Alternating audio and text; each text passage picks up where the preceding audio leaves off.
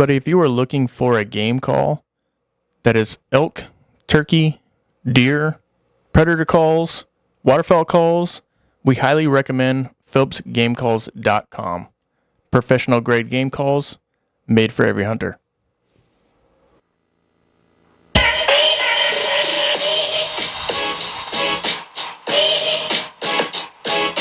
Welcome back to the Ridgeline Hunting Podcast, brought to you by Phelps Game Calls, with your hosts, David Crane and David Sandana.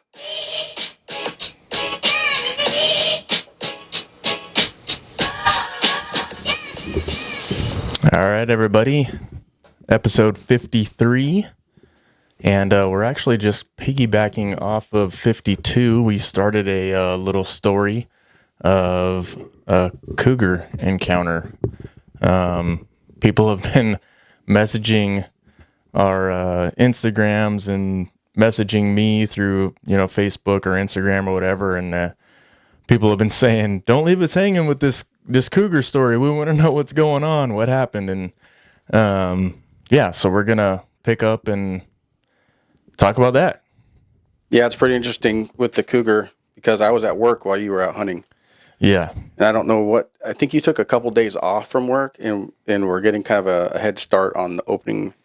I think there was opening weekend or something. There was something with the dates.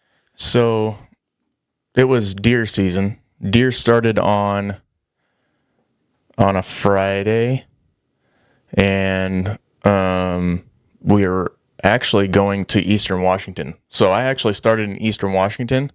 I was out there Friday and part of Saturday. I didn't know this, but the area that we were in, there was certain roads that you could be on and certain roads that you couldn't be on. Well, I was on a road that you shouldn't have been on, and I got a ticket. Well, you could have been on it, but you had to be walking. Yeah, I couldn't drive my vehicle. It wasn't very well marked, or the system was... No, so at the very bottom of this hill that I ended up on top of, there was a non-motorized sign, but up a certain road. Well, I didn't go that way. I went around and went up a different way and didn't realize that the trail that sign was on was a shortcut way to where I was. Oh, so it looped you around. Yeah, so I took like a 25-minute detour all the way around, not knowing that trail led to that same spot. I didn't really put two and two together because I was hunting like the complete opposite way. It was just where we had camp, but we're hunting like a different way. Got it. So we hunted part of Saturday because the game warden came over, gave me a ticket. It was basically just saying that I was operating a vehicle on a closed road, whatever, $100. I was like, well, you know what, guys? Dude, we have to pack up camp anyways, so we might as well just head out of here because we weren't seeing anything anyways. So we determined that area, that's like a rifle deer area.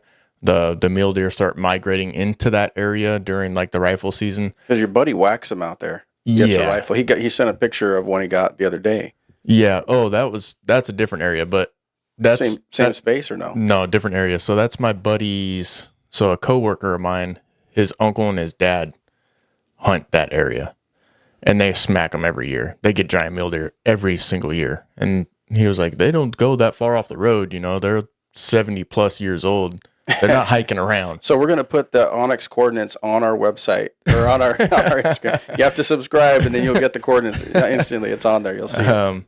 But yeah, so I was actually hunting with the Petersons, so Mike and Dave. Dave's first year, we did see some deer. We saw some does, but we're in an area where it's 3-point or better, no matter what. So we weren't seeing any bucks, and we covered a lot of ground. And I was like, you know what? Since we have to pack up camp anyways, let's just go to a spot where I have a camera up. Let's go check the camera and see if we have anything on the camera. So we headed back home. So we're just going to go back and forth between that area and the house. So we're just going to meet up at like 4 a.m., head to the spot, and basically ambush hunt. So this spot he's hunting is probably like a 20-mile drive in the morning, so it's not super far. It's not farther than 20 miles. It's got to be pretty close. No, it's like 40 minutes from the house. Yeah. I mean, it's not far. not very far at all. And with us now only having a few days, because this area, you can only hunt certain days in this area. You can't hunt it It's not open throughout the season. week. Got it. So we're like, well, we only have a couple days. Let's, go into this spot and just see what happens. So it was Saturday night. We checked the camera. Didn't really see anything, but there's always stuff moving in and out of there. So I was like, this is an any deer area now. So we're in an any deer area. I was like, if we have anything legal walk by, let's just get it done. Because I haven't filled a tag in a while. Mike's first year was last year. He didn't even have an opportunity to shoot at anything. I take that back. He did. He didn't shoot. So it's his second year and then Dave's first year. And I want them to actually see what it's like after you shoot an animal. Because that's when you actually clock in. Like, that's when the work starts. Like, the hunting and hiking around can be grueling at some points, but it's when you actually get an animal on the ground and have to pack it out. That's the part that you're in overtime. Like, you got to get it done. Yeah, and it's always good with those first experiences to see the reaction. Yeah. And how they process the next events. Because some people just, some people are gaggers. Some people aren't. But I've spent my time, smelling that first processing odor, I guess I'll call it, or the rich blood smells. And yeah. There's a different. It's not like a nasty smell. It's just different. And when you have that smell in your nose, it's almost, I don't know. It's almost primitive. It's like, you're going in, you're getting stuff done. Yeah. So I wanted them to experience that. And they haven't been able to experience that yet. Dave is fresh. Like, I mean, this is his second or third day of hunting. Like, so I want him to really, when we went to Eastern Washington, I threw him into the wolves because, like, we're hiking steep stuff, coming down steep stuff. And he's like an older body guy. Like, things are hurting. Is he older? How old is he? No, he's like our age, but he's so big. Like, he's like, his body's like breaking down. You know what I mean? Like, knees hurt. Hips hurt. Because he hasn't used them this way. Right. I feel like he'd be okay in time. Yeah. Once he gets seasoned, like, he'll start doing a lot better. And he likes hiking too. So, I mean, it's just hiking with a heavy pack on and, gear in your hand and, on a mission. You're not just like, oh, I can just go, a quarter of a mile and stop. Different muscle groups, different coordination, off balance. And, just different stuff. So, but he did really well. But yeah, so we get to this area and basically where we left off, I'm going to start all the way over. So if you didn't listen to episode 52, listen to it. It's a really good episode, but, we're going to start the whole story over. So everybody kind of gets the concept of like what's going on. Okay. So where do we end off? We ended off with you seeing me standing up. Yeah. Okay. You stood up. I just stood up. For no reason at all, actually. Yeah, you felt it. The Spidey. Real quick, I want to talk about my mountain lion experience because I had it. Something like what happened to you. But this is when I was 16 or 17. My first time running into a mountain lion close. It was late season. We used the Moccasin Joe deer and estrus scent. So we hiked around this big loop. I'm going to make this fast. I hiked around a big loop with these scent wafers soaked in that stuff. Earlier that same day, a buck came running in because we were misting it in the air, like with a little spray bottle. He came running in through a creek, and I missed him, hit a tree branch at about 25 yards in front of me. He was about 33 yards in front of me. Dang. And it was the biggest buck I've seen to this day still. I mean, he came running in. Blacktail. You hear him running. You hear him running in through the water. Comes up, he starts looking. And this is when I had my first bow. It was a conglomerate of different parts before they had really like any great equipment. This is, if you wanted a good bow, you were making it out of all these parts, right? So I draw back, I fire, arrow goes straight down. He goes off, and I never got another shot. So very end of the day, we did this big loop back where we had parked the second truck. We were going to drive back to the first truck and head home. Well, we're just going to wait in this little patch. And I started to hear this. I was sitting up kind of on a little slash pile, which is like a stack of stumps and logs that they're planning on burning eventually. I'm sitting there and I hear this rustling sound. In my head, I'm thinking, this is another buck. he's coming in and he's rattling on tree branches because I hear like shh, shh, shh, shh, and I would stop. And then it'd be closer and I hear shh, shh, shh, shh. And eventually I'm thinking, that's getting pretty close to me. And then I thought, oh shit, it's right behind me. Like, this thing is right behind me, like right behind me, like 10 feet behind me. Yeah. And what it was the mountain lion was on his paws and his forearms, and he was taking little shh, shh, shh, shh, shh, sliding in. And I just heard him wrestling just a little bit, and it sounded like it was far away until it was right behind me. And that's when I stood up. So Dave goes in, finds a good spot to hunt, sits down. Well, that's where we'll start. So I'm sitting down. I'm getting to the point to where I'm just like, there's nothing going on. There's the woods are quiet. There's nothing. Barely hearing birds chirp. It's like dead freaking silent. So I'm like, all right, I'm done with this. I get my fawn call out, the trusty Phelps fawn call, and I start blowing on that thing. Well, first I text Mike and Dave and say, hey, I'm going to start hitting this fawn call. This will bring in does, which could be followed by a buck, or if you get a slam dunk 20-yard top pinner, shoot. Don't hesitate, shoot. We're in any deer area. Let's fill some tags. Let's fill the freezer. Mm-hmm. And Mike's all for it. He's like, oh yeah, dude, hit that thing. Let's go. He's like, I don't care what comes in. And I was like, all right, cool. And I was just like, let Dave know, like, it can bring in whatever, a bear, deer, it can bring in whatever. Just don't shoot an elk. Yeah, like, bears season. like fawn calls too. Yeah. And I was like, it's not elk season, so just make sure you identify what you're shooting at and, make a clean shot. Blah, blah, blah. So I'm calling on the fawn call, and I would call for about, I don't know, 45 seconds to a minute, like with like little pauses in between, and then stop. And I told him I'd do it like every 10 to 15 minutes. And it was probably about an hour and a half. And in between, I'm seriously like on my phone playing it's like Techno Bowl. It's like a football game. You always play that game. Yeah. I won about 15 Super Bowls that day. Like, he's got the grand championship. Yeah. Like, I got all these rings. Just playing on my gamer, and just looking up, I'd call, and the woods were just so quiet. But I didn't want to get up and move because the area that we had, it was like two like finger hills, like meeting and there was like this little gully, and it was just nice, beautiful grass, nice area. Like, if deer were going to come in there, they were going to come in somewhere where we were going to be able to get a shot. Just, it's really nice meadow in there. But I'm messing around my phone and I'm texting Mike like, hey man, you guys seeing anything? And Mike was like, oh, I don't have Dave's number. But Dave was texting Mike saying that he had something chewing on something back behind him, and it was about 80 yards. And I'm like trying to get the lowdown. I'm like, what the heck was that? And come to find out, it was a bear. So that was not very far away from us.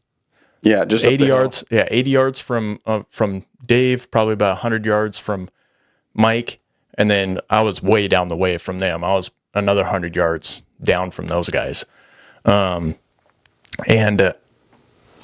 he was like, yeah, man, Dave saw a bear, but it moseyed on out. And I was like, oh, okay, cool.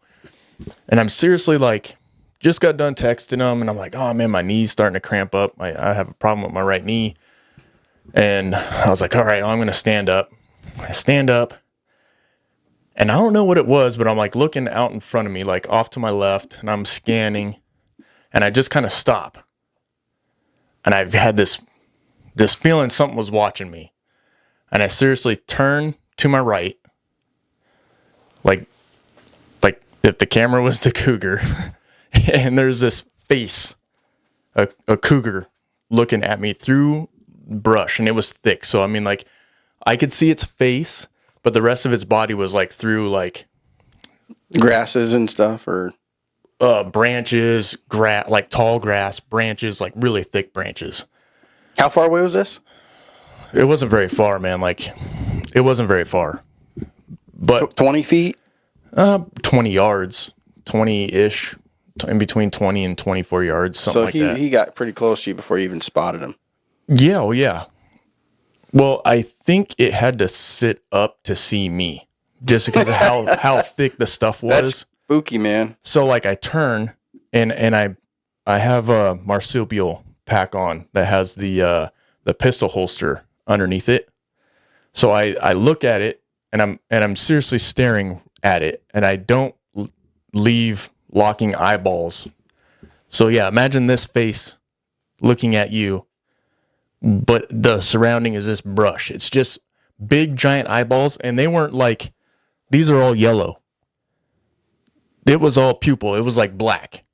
Like you could barely see the ring around the eyeball. I mean, I could see that. And I'm like looking at it. I'm like, oh, son of a bee. But it's when it's looking at me, it's like moving like this. It's adjusting. Yeah, so I can see its shoulders kind of like moving back and forth, doing like this. And my mother had cats. Yeah. Well, so I'm kind of knowing like it's getting ready to do something. Its ears are pinned back. There are no ears in this head.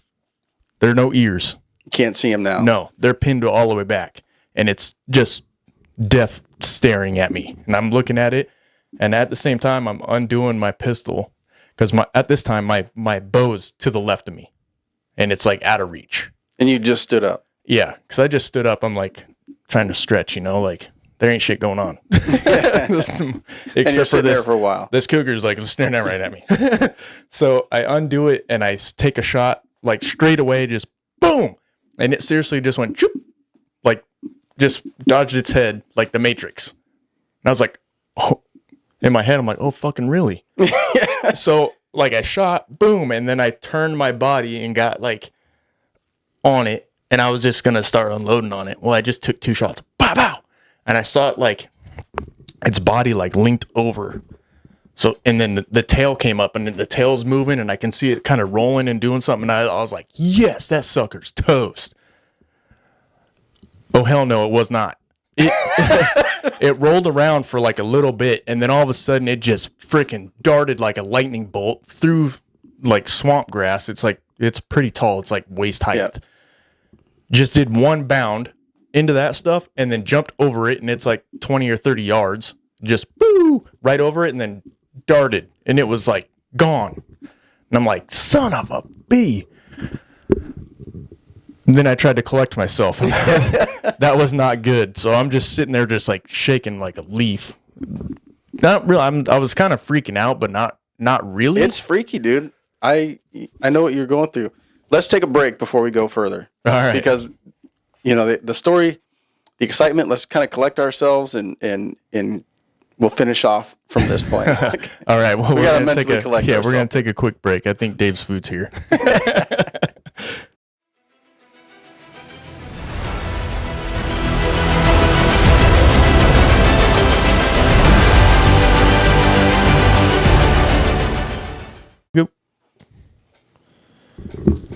All right, everybody, we are back from our little break. I know it was just a blip of time for you guys. But yeah. So we were talking about Dave shaking. Yeah, so after the shot and the cougar ran off, my legs were trembling. Number one, there's a little bit of excitement in there. For our group, I would have been the first one to tag a cougar, or mountain lion, whatever you want to call it, puma. So I was excited, It's like, man, this is gonna be so cool. We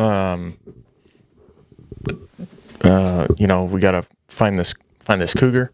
So actually, the first thing I did was I called my wife. I was like, I just shot a cougar.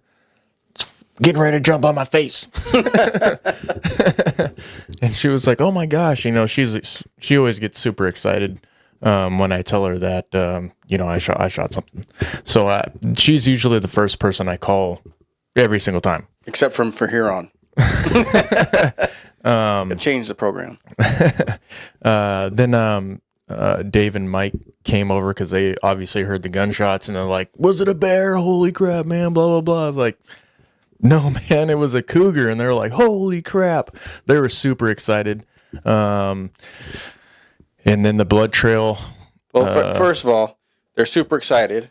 Yeah. And are you still in the spot where you fired the shots from?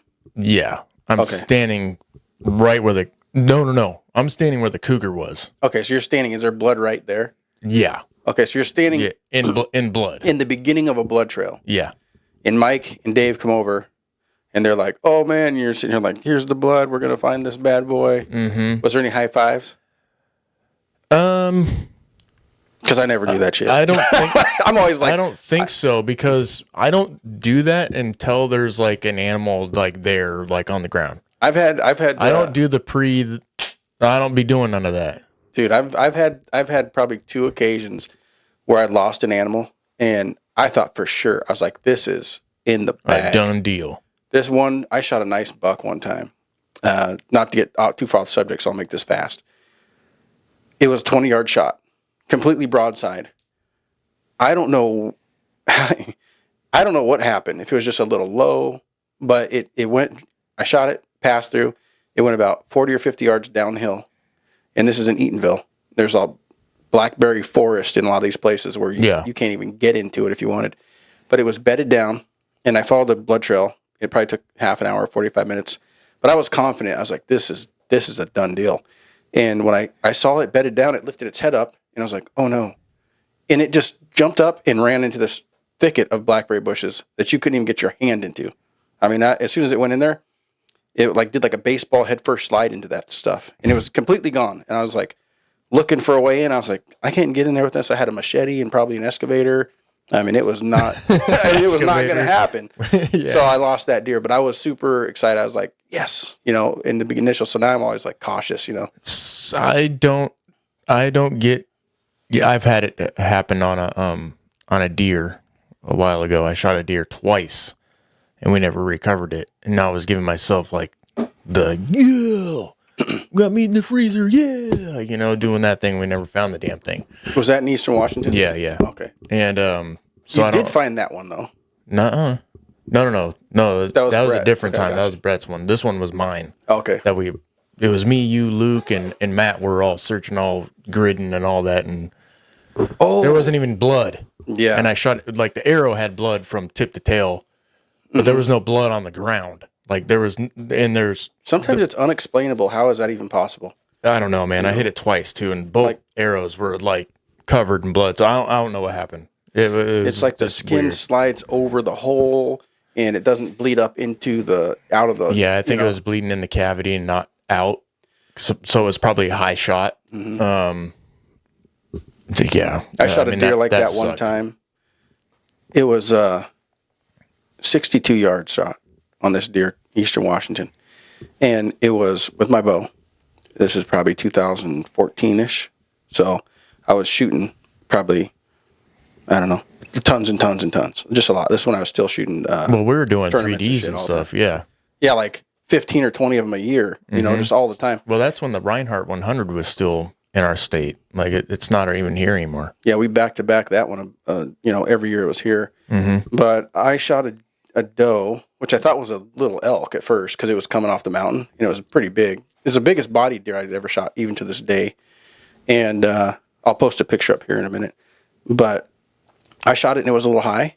Didn't see but one drop of blood. About 40 yards later, the size of your pinky nail on a log, just barely. And she was 10 yards past that. But that was a big doe. Yeah, that was a big dozer. Yeah, that was a big body doe. But back to the cougar. Yeah. So you're in the blood trail. Yeah, I'm standing in it. Like there's blood where the back behind where the cougar was sitting down, getting ready to come at me. I'm pretty sure the cougar was coming at me. The body language. It was getting to pounce. The ears pinned back. The eyes were super dilated, like not like that. And we were in like an area that had sun coming in on it too. Mm-hmm. So I mean, it wasn't needing to draw in a bunch of light. Like it looked like it had shark eyeballs. Yeah, and for I don't know if the word's anatomical or from an anatomy perspective, you can't control the dilation of your pupils. No. So it wasn't like it was trying to dial in the light.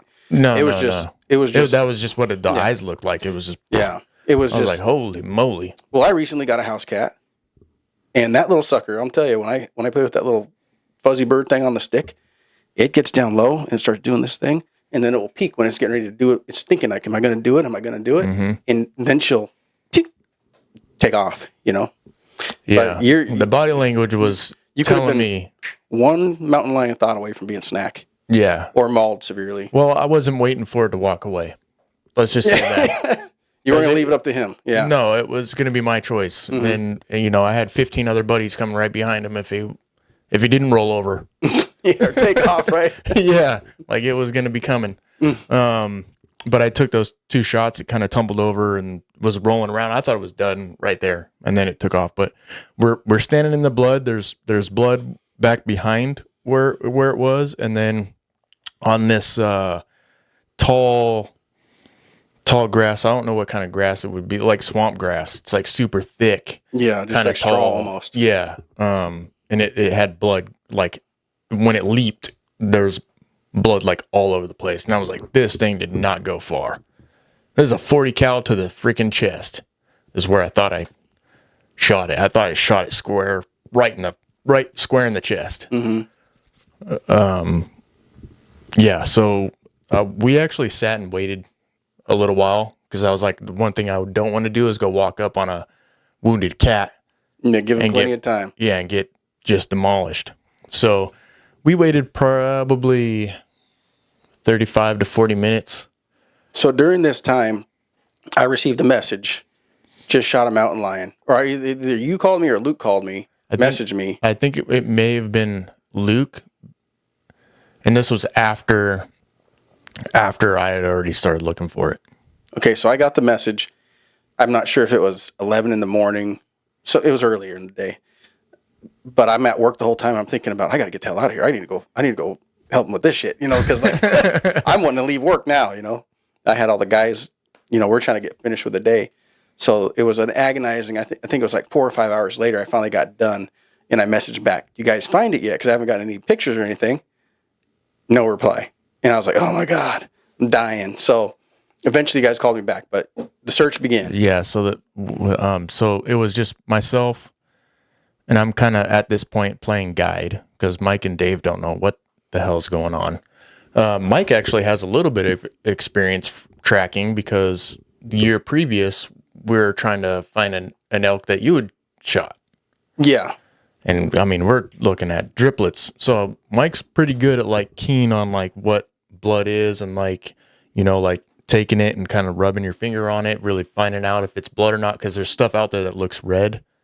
That's just like a leaf dying. Yeah. It starts turning kind of red. It's like those salal leaves. Yeah. The tips of them will start to kind of get this red color to them. And it's a circle. It looks like a dot of blood. Yeah. It's crazy. So he knows to like check, rub the finger on it. So, I mean, he was really good. And Dave, we basically just had him stand at last blood. Mm-hmm. So like, all right, man, stand right here. Don't move until we find another thing of blood.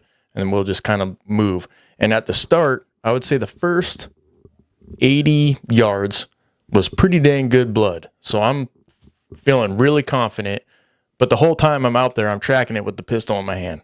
Like, tactically, like moving around, like it could be under any little stick. Yeah, right? Looking at stuff. Little log, like, it could be right there. Yeah, and the area that we're in is Western Washington, man. It's just super thick. It could be tucked under anything. So we're searching and searching and searching. We're searching all this blood, and it freaking went forever. It seriously went for a long ways, and it's zigzagging, going up and down, and underneath logs and all this other stuff. And I mean, we're tracking the blood, so we're going exactly where the blood's going. We're under stumps and doing all this other stuff, and then finally it does this like weird circle. It does this, I don't know, it's probably like 20 yards wide circle, and the blood just stops. No more blood at all. Nothing anywhere. And then that's when I was like, okay, so our buddy Luke just got in town from Tennessee, and he was there probably 24 hours maybe. And I'm like, hey Luke, I need the bloodhound. I need help, man. Like, I'm not finding any blood. And I was like, Dave's at work. Well, he's not talking about a dog. He's talking about Luke's hunt tracking ability. Yeah, and Dave's really good as well, but we all knew that Dave was working. So I didn't even think to text him. And then Luke gets out there. We go from the start of blood back doing the loop again. And he was like, man, Then we started gridding. So we started gridding. I mean, there's 4 of us, and we start gridding all over the place. Nothing. No blood anywhere. And we're going like, I don't even know how far out each way. And then I think at that time that's when Luke was texting you, because we're trying to get ideas of like, where should we look? What should we do this? Like we found some type of den. Well, there was a lot of dens. Mm-hmm. There were all like these stumps and stuff that were like all hollowed out at the bottom, and they were like large caverns. Yeah, you could have crawled into them. Yeah, I was. Yeah, they were big enough. Pretty scary actually. Crawling in there with a flashlight and my pistol, just getting ready to go, and I'm like, "Hey guys, back up, because if I start blasting, grab you by my feet and yank." Yeah. But Dave gets there, and I mean, you were there for 3 or 4 hours after we were already searching. So, long story short, we didn't find this damn thing. Before we go into that, I get off work. I get off work and I'm thinking, okay, well, they can't find this mountain lion. What can I do to help find? Because they said the blood trail died. What can I do to help find this thing? When there's no blood trail, you have to dig into like all your old bag of tricks and things you've learned over the years. Yeah. So when I took hunter's education, there wasn't blood tracking lights. You know, there wasn't any of this stuff they have now. But I had a blood tracking light. So I was like, I'm going to break out this old Gerber carnivore blood tracking light, grab that sucker, change the batteries, still works. I'm like, okay, sweet. Got my blood tracking light. I'm going to grab the bottle of hydrogen peroxide, put it in this spray bottle I had for cleaning windows and whatever else we use on the job. So I pour all the hydrogen peroxide in this spray bottle, bring it in. I come in there with my pack, pistol, a bottle of hydrogen peroxide, and my blood tracking light. Which was awesome. The peroxide is a nice trick. If you have not used peroxide on especially the leaves out here when they're turning red, you spray it and it actually bubbles up on the blood. The white foam. So I never had to use it before, but they said use this, and it just stuck in my memory. So this is the first time I ever actually used it. But if it was funny because when I got there, I was like, okay, so we're going this way, and I just started misting the ground like, and it would foam up little spots you couldn't even see. And Dave's like, okay, now spray that leaf right there, the red dot, and it'll probably foam up. I was like, nothing. And I was like, okay, shoot. So we sprayed some blood, instant foam. So it works 100%. If you have any sort of blood and you spray it with hydrogen peroxide, it will foam up. Yeah. So it's a good tracking tool. So we did that, went through the whole bottle of peroxide. And it's like a big spray bottle. It's not. It was a whole bottle of peroxide. It was a brand new bottle of peroxide. We used the whole thing in mist form. Checked everywhere. We rechecked all these little dens and caverns. The weird part about the blood is when it did that loop, I couldn't understand why it stopped bleeding because there was so much blood up to that point. So we started checking up in the trees. We were looking in the trees. We literally searched everywhere, and there was no further signs of blood. No, it was animal. It was the weirdest thing. It was heart-wrenching, number one, because it's like it almost just got yanked off Earth. It was gone. Yeah, just melted into the ground. Like it. The only conclusion that we can think of is that if you look on this cougar picture here, on how this cougar is actually sitting, is that I actually probably hit it right up in this area right here, up in the muscle of the shoulder, which muscles do bleed quite a bit, and the blood that we were seeing was actually just the blood coming from the fur. It's the only conclusion that we can think of. The cougar is possibly still alive. If not, I mean, I'm frequent in that area. Maybe I might find it later on, but... Well, it would have been, I don't know. It was in the next county. It was definitely not, it wasn't around. It was gone. It was gone. It sucks because, from our hunting group, it would have been the first cougar tagged in our hunting group, which would have been really cool. Also an awesome story and something that I still won't ever forget it, but it would have been like a cool story to tell my grandkids, like when they see this cougar on the wall, like, Grandpa, how'd you get that? Do you feel like if you didn't have a pistol, what would your options have been if you didn't have a pistol available to you in that encounter? Turning and grabbing my bow and hope to God it wasn't already coming towards me. You would have had... Because I think if you would have turned... You would have had to have that well, if I would have turned my back, number one, you never turn your back to a freaking predator, period. It could have been triggered its instinctual pounce. Yeah. Yeah. So I think when I actually locked eyes with it, it was preventing it from attacking me. Obviously, if it would have got to, a certain point, it probably would have. If we were just staring at each other like forever, it's probably like, oh, Yeah, I'm bigger than you. I'm going to come eat chance. you. Yeah. Or figure out what you are. I mean, I don't know how curious, a mountain lion is. The area that it's in, it knows what people are. The area that we're in is surrounded by private property. Well, there's frequent people go in there for various reasons in that same area. Yeah. So it knows it knew what I was. I mean, it's not like we weren't 80 miles away from the nearest road. We weren't out in the backcountry somewhere where a mountain lion may not know what a human is. Like, it knew what the hell I was. My encounter was similar to what you had, but you got the benefit of seeing yours first. Yeah. Where I didn't even see it, even after I had stood up and turned to look. So I just knew something was behind me. And when I stood up and turned, and I didn't see it, and I told my buddy, I was like, hey, he was on the other side of that slash pile. I said, dude, something's behind me. So he's the whole time he's telling me, no, there's nothing there. Just relax, and all this other stuff, because we're waiting for deer at the last bit of light. And I was adamant. I was like, dude, something's here. Get over here. And he comes around the pile. When he came around the opposite side of that log pile, and that cougar could see him, that's when it decided, I'm outmanned here. I'm 2-1. Yeah. So I feel like they're very calculated in their movements.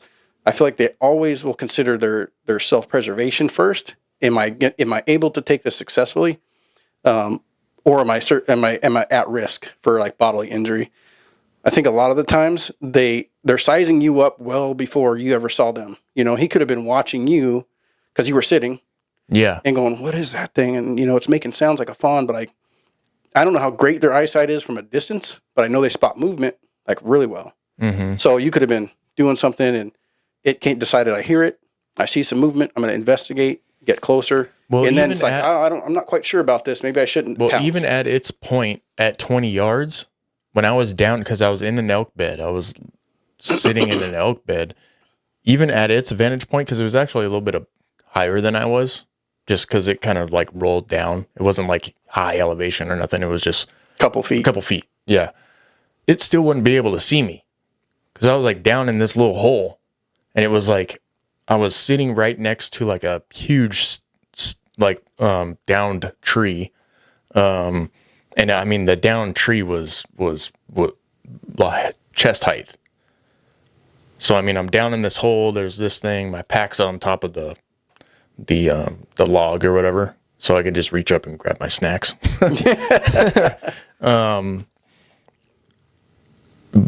I think when I stood up, it was when it was kind of like, oh, what the heck is that?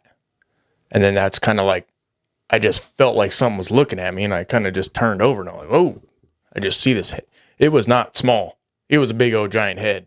Like, holy crap. So he's sizing you up. As soon as he sees you, oh, there's my prey. Mm-hmm. Now I'm going to start getting. Yeah, man. Because so when I'm like staring at it, because at first it was kind of like just looking at me. And then all of a sudden, and I don't know how long I was actually looking at it before I started like going after my pistol. But then, it started doing the shoulder thing. And then that's kind of when I kind of got uneasy. And that's when I started going for the pistol. Yeah, you had a judgment call to make. I think you made the right one. Yeah. So regardless of the outcomes, you preserved yourself from bodily injury. So that's the other part of the whole thing too, is I wasn't technically out there cougar hunting. I was out there deer hunting, but we've always said this, if it doesn't matter if it's like a bear or a cougar or a coyote, it turns into that hunt now. So like I'm locking eyeballs. Well, now it's a cougar hunt. Yeah. Like it's on. So I was upset that I wasn't able to fill my cougar tag and recover this animal, because that's like one of our main things. We're not out there to wound anything. We're out there to make sure that the animal goes down and that we fill our tag and we fill our freezer, because I would have loved to have eaten it. Yeah. tell the story over dinner or whatever it may be. I was Breakfast thinking about that at work. I sausages. was like, dude, this is going to be good. Yeah. But also in turn, yeah, I'm here today to tell the story. It could have been a different outcome. I don't know if you're out there watching, you have a house cat or anything like that, go grab a cat by its face and do one of these things and see what it does. Because that's what it could have done to my face and my stomach. Like, Oh, it would have been, yeah. it could have been really brutal. Well, mountain lions and any cats, as soon as they get a hold of you, they'll bite and they claw and they grip you. Well, and then they use their back legs and just do one of these deals. Like, didn't want any part of that on my body. You could have been brutalized big time. Yeah, and I mean, the outcome didn't happen like that. I mean, there could have been a whole bunch of different scenarios. The cat could have just walked away and been on its own merry way. I wasn't going to give it that choice because it could have came back around and jumped on me some other way, or it could have went after Mike or Dave or who. It doesn't matter. And plus, it wasn't giving you any indication that it wasn't interested. No. When the body reaction is really what triggered me to shoot. Number one, I could see its head clearly. The ears weren't up; they were pinned back. I could see that they were pinned back. The shoulder movements. If a cat's getting ready to walk away, it's just gonna turn and walk. Because I've had it happen before. It's just gonna turn and walk. This one was looking straight at me, and it was pointing at me, and the shoulders were going like it's getting its feet ready in a attack position to where it can just leap. And if it can fit its head through, its arms and body can go through that hole, it would have just leaped straight at me. And it probably could have leaped right into my lap. Dang. Maybe at 2 hops, maybe. I don't know. When I shot that sucker and it hopped over all that grass, that was 30 feet. Yeah, damn. It was 30 feet before the next drop of blood. And I watched it leap like, woo, over all that stuff. Like, holy crap. It's humbling to see something like that happen. Because I didn't see my mountain lion until it actually took off. And it was like a picturesque in my mind, like burned into my memory, to where when its front feet hit the ground, it was rotating on its front feet and its hind legs were coming between, like it was reaching between its own tail, like trying to grab its own tail, and there's leaps, and then the back feet would hit and it would spring. And it was massive amount of ground it was covering. In 3 or 4 seconds, it had gone over 100 yards and it was gone. Because from my vantage point, I could see over the brush onto the main line back, and it ran down that road in like 3 or 4 seconds. It covered probably 100 yards easy. That's spooky. They're fast, man. And as of right now here in Washington State, we're going through some stuff with our commission. They're trying to change some rules, and they're trying to basically get rid of predator hunting. They're trying to completely get rid of it. Yes, I was not hunting, but I did have a cougar tag. I had a bear tag. I have anything you can have for tags for hunting predators and just regular deer and elk. Small game, big game, and anything like that. Whatever. But in a matter of an hour, we had 2 predators in one area. How big an area do you think that was? Jesus, it's not big. Quarter mile where you guys were between the 3 of you? Oh, between us? Yeah. Shoot. If that. I would say at the long run, yeah, probably about a quarter of a mile. But I don't even think we were that far apart. I mean, we were out archery hunting. So, I mean, I think I was probably like 120 yards away from Mike, but he was up on another like finger hill, and I was down on the other hill. So it's like this little ravine that we're kind of hunting. Between where you were located and Dave was located, and the distance from Dave to that bear was less than 300 yards. Dave, from me to the bear, it was less than 300 yards, and it was 80 yards from Dave. Yeah, so behind him. You guys had a bear and a mountain lion within a 300-yard square, basically. Yeah. And I've seen in that same general area on the other side of the lake, on one, we used to be able to go into this national forest road that they shut down, but on one time in there, we saw a mountain lion and a bobcat within 100 yards of each other. And that was 2012. But since then, I had seen 5 mountain lions in the wild.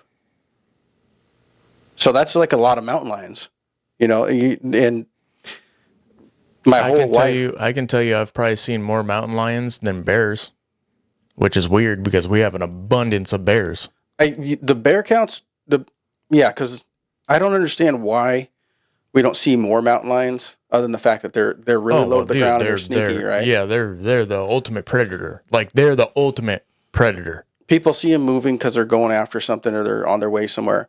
Bears, they can be relatively close to you in Western Washington, and you won't see them because our ferns are so high and our underbrush is so high. We're constantly going through... Yeah, their backs... same with the mountain lion. I mean, their backs don't clear the underbrush. Yeah, and bears, they do move slower most of the time.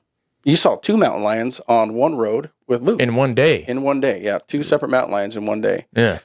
And I've seen bears in the wild where you just have like 2-3 inches of their back going across the ferns. Mm-hmm. And that would probably be a bigger bear because there's been a lot of times I've heard them and seen them going and just see the ferns moving.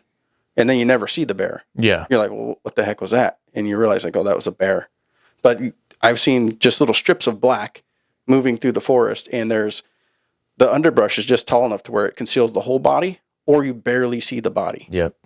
And so I think that we have, a super abundance of predators and including bears, mountain lions, and everything else. Yeah, and to completely abolish predator hunting, which is number one, it's fun. I do like the coyote hunt. I believe that's a resource that people need to maybe even get more involved in. Number one, it's a great hunt. It's great for youth to get them out there, get them going with their weapon. But then, we do have an abundance of bear and cougar as well. And they're here in Washington. There's not a whole lot of people that just say like, oh yeah, I'm going out cougar hunting. It just kind of ends up being like one of those things, you end up coming across a cougar or something like that. But I think more people need to get out and try some of these different hunting avenues. What are you doing? Well, I tried to turn this off because I'm looking for this trail cam photo. I had a little file here with trail cam photos, and this was something me and my buddy did back in the day. It's probably been, I don't know, 15 years or so, but a while ago they outlawed baiting for the use of hunting, and we decided that we're going to put a trail camera out. And all we did was take 1 5-pound bag of brown sugar and just sprinkle it on the ground. We had 13 bears come in there in 2 different days.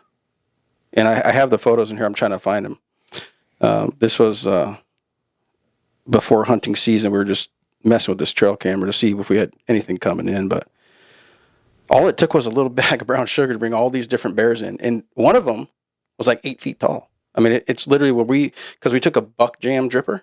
We put this buck jam, we poked some holes in it, and we pulled up in the tree. We're like, nothing's going to reach that. And this bear's nose was like this far below it. And it was over 8 feet in the air. I mean, it was like on its tippy toes trying to get that thing. So I was trying to find the photo, but I may or may not have it on here. I'm trying to find the file. But if I do find it, I'll put it on here so you can see. But, so the commission's trying to abolish predator hunting. So if you want to get out there, have a voice, there's a lot of avenues that you can go through.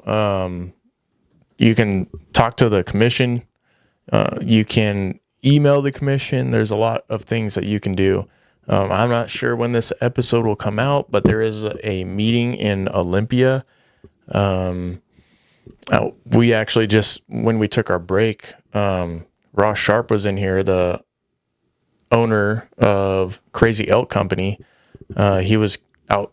He came to the house to get some material that he was going to use to bring to the commission's attention on conservation and preservation and how those actually work, because we don't think that the commission's actually educated in how any of that works.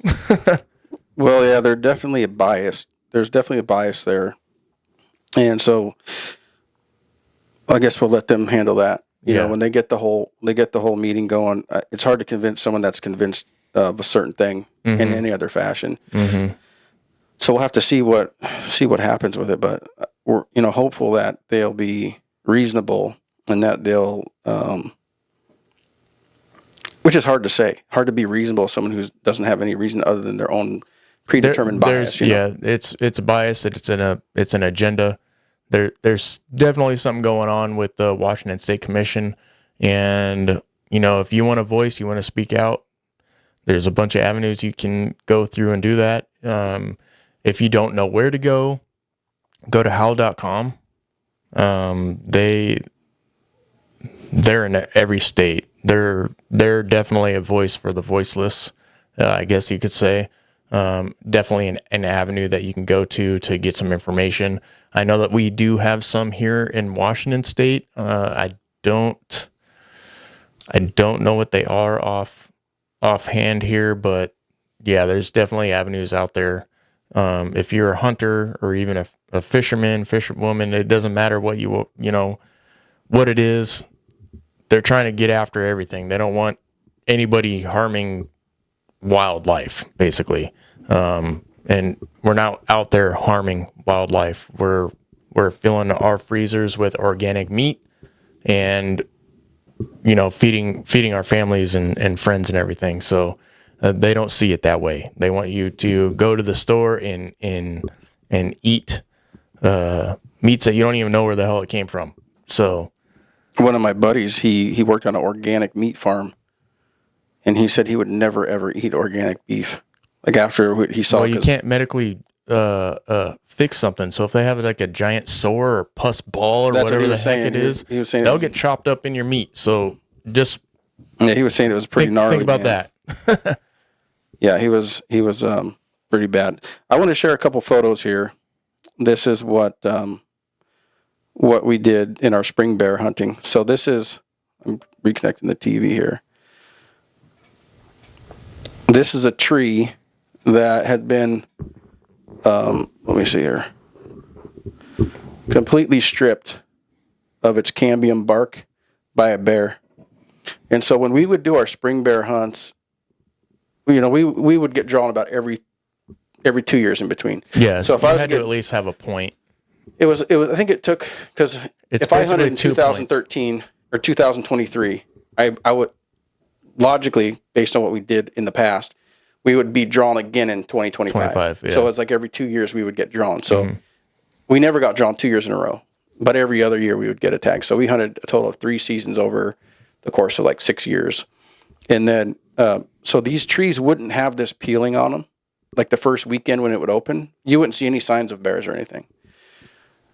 The second, third weekends, you'd start to see these trees be peeled like this, where the bears would eat this. And it wasn't just like, oh, there's one tree. There was literally thousands of them. And by the end of, the end of April, you would see the trees from last year that had completely died and turned red, like orange. Yeah, an orange color. The nettles would change. Here's another tree from a different angle. And then this is what the bears do. They rub their teeth on there. You can see the teeth marks of the bear up and down on these trees. They rub their teeth on there to scrape that cambium. It's like a sugary, I don't know if it tastes sweet to them, but it has calories in there. And they would eat that stuff. And then eventually we would start to see where the bears would start eating grasses. When the grasses would grow, they would eat the grasses. And then eventually they go transition to berries. But they're just eating food that's available to them. But after all the hunting experience we had in here, I feel like my main goal in what they had us in there to do was to keep the bears moving away from the trees, because they would tell you, like, here's where the trees are that they're attacking. These are the areas we look for. Look for the dead red nettle trees. Watch for these scrapes. And when we would be in there, the bears would move. So we're trying to keep them away from these stand of trees that are in that eating age that the bears would like. So it wasn't as much as, we only harvested one bear out of there in those 6 seasons, but I like to think we were around them all the time, because they were literally where we were, but we were moving them around. So I felt like we were there as a service more than we were to take a bear.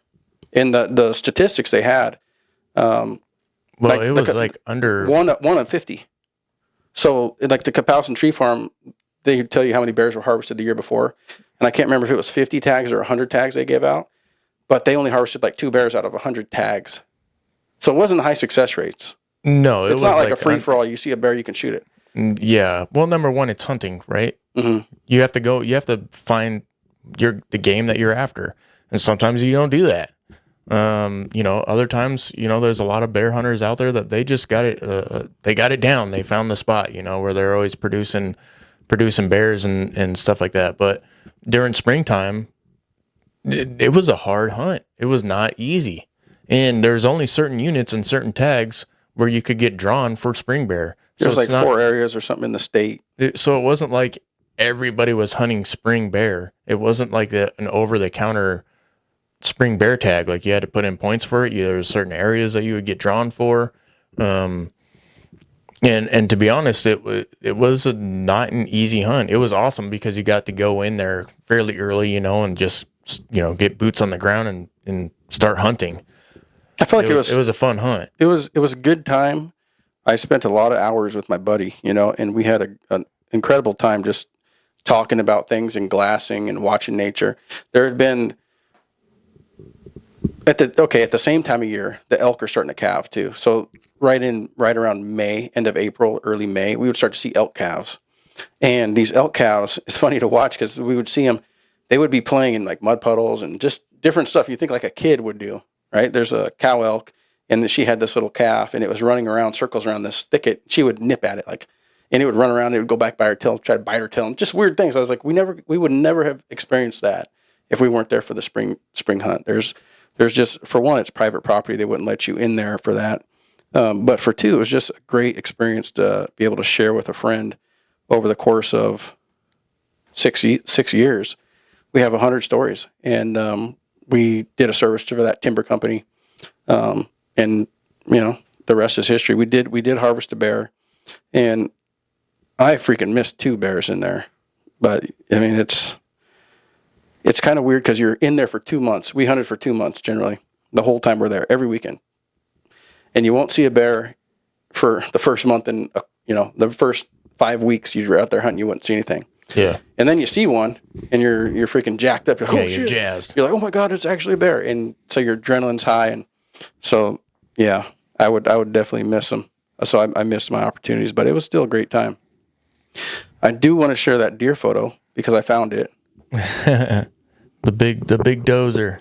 Yeah, the doe of the year. Where'd she go? She is.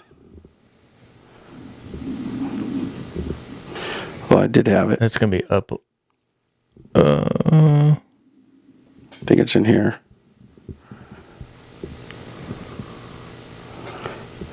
And well, I had found it. There it is, right there, bottom right. Yep, here we go.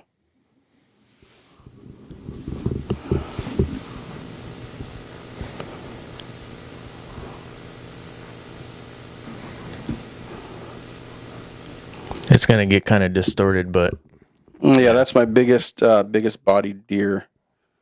If you can see the size of that one. Yeah, that's a big one.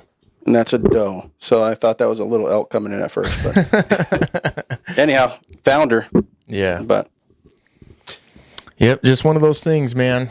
Just one of those things. It was a bummer that I didn't get to fill that tag, but life goes on, and hopefully the commission gets their heads out of their asses, and we can pursue predator hunting because it's fun. I enjoy bear hunting and coyote hunting. I haven't really dedicated time to cougar hunting, but I think I'm going to after the late deer and elk season because this might be our last opportunity to even harvest a cougar.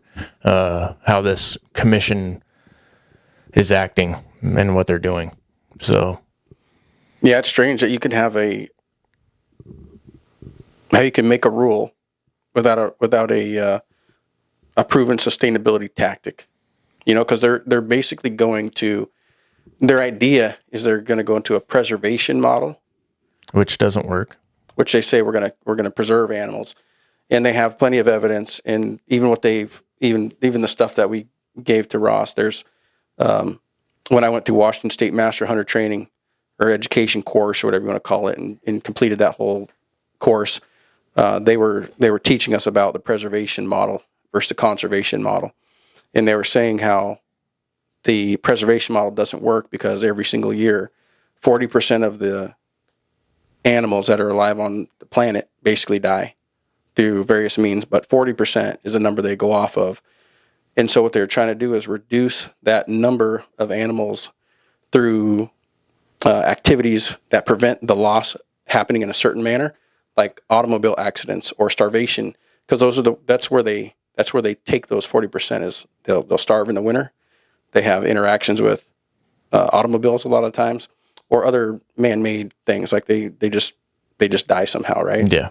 So the last worst case scenario is they get an infection, right? They get a disease because they're overpopulated, and at that point, usually all of them will die. It becomes like a pandemic of sorts of the animal world. Like blue tongue or whatever it is, where they'll wipe out all the deer. So they're trying to limit those numbers, but they do it through hunting means versus them dying from a car, an infection, or starvation. But when they reduce those numbers before it gets late in the year, and then there's enough, there'll be enough food left on the land to feed the 60%, which is their breeding stock. And so that's a whole different story for another time. Well, they're not going to gain more land, is the thing. No, there's only, and they go over that too. How the habitat, improving habitat is the best way to maintain wildlife populations. But what we had here, we had a tremendous elk herd, the Mount St. Helens elk herd. We had a massive amount of elk come because the mountain exploded. And then it wiped out a lot of the elk. A lot of them died because of the explosion and the lack of food. Well, then there became this abundance of food when everything started regrowing. And then for 20 years, they just thrived, because it was a national monument. You couldn't hunt in there. And then the elk, as they became more and more populated, they kind of spread out, and there's just tons of food. They moved into all the lands around it, and they became this big population. Now we have hoof rot, and I'm not sure if the two are related, but hoof rot wasn't always here, because I hadn't seen it in the 90s. I didn't see it. In early 2000s, I never saw it. Probably 2000. It's in the last 10 to 12 years or something like that. Like 2000 and maybe it was 9-ish, 10-ish, is when a friend of mine took the first elk that had a deformed hoof. And the hoof was probably about a foot long, the toes. It was like an elf shoe. It was like a club. And it was like, we were like, that was weird. It wasn't infected, but it's just like a huge long toenail of a foot. And so they've attributed it to some sort of bacteria or something, right? But what I've thought about personally is that it's a deformation that's bred into the herd, in that they'll clip this thing on rocks and stuff, because they're running all the time over different terrain, is they clip it and it becomes infected, and then they can't get rid of it. It's not like it's healthy. It's an odd shape before it became infected. Mm-hmm. So that's my personal experience. I've seen the deformed hooves, and I've seen them be fine, but then you'll see them where it's actually festered to the point where it's a nub now. Yeah. And the whole body's infected. So I don't know. They have the research to do on their hand, but they've been going at it for about 13 years now, and I think it's about time they speed it up. Well, that's a different story for a different time. But I think that's going to do it for tonight, man. Yeah, thank you everybody for hanging with us tonight. We do have a couple things to announce. Randy Newberg was nice enough to give us a discount code for Outdoor School. So if you go onto outdoorschool.com. I think it's Outdoor Class. Outdoorclass.com. Mm-hmm. The discount code is Randy20. Yeah, that'll get you 20% off the class. I believe it's like $89.99, and it's good for... They have a monthly deal, I think, on there. I saw something that was like $9 a month. Yeah, but I think this is good for the whole year. So if anybody, Remy Warren, there's tons of different people teaching different aspects of hunting. Mm-hmm. There's also cooking. Culinary section. Yep, there's a whole avenue of stuff. And I want to say it's like $89.99. Yeah, outdoorclass.com. Yeah, go to sign up real quick. So you could do it. There's the subscription for the year. It's $100. So you'll get $20 off of that with their Randy 20. Yep. So use a discount code Randy20 here.